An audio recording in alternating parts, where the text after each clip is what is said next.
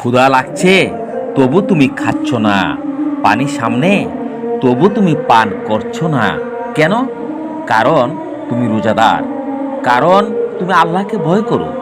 মহান আল্লাহ সূরা বাকারার 183 নম্বর আয়াতে বলেন, হে মুমিনগণ, তোমাদের উপর রোজা ফরজ করা হয়েছে যাতে তোমরা মুত্তাকি হতে পারো।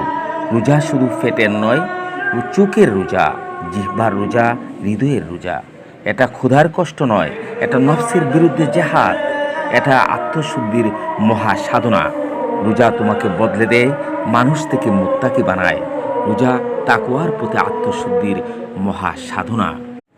ক্ষুধা লাগছে তবু তুমি খাচ্ছ না, পানি সামনে তবু তুমি পান করছো না। কেন? কারণ তুমি রোজাদার, কারণ তুমি আল্লাহকে ভয় করো।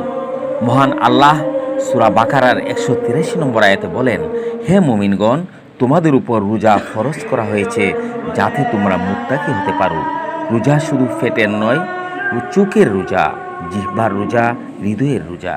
এটা ক্ষুধার কষ্ট নয়, এটা নফসের বিরুদ্ধে জেহাদ, এটা আত্মশুদ্ধির মহা সাধনা।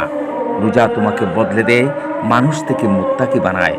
রোজা তাকওয়ার প্রতি আত্মশুদ্ধির মহা সাধনা।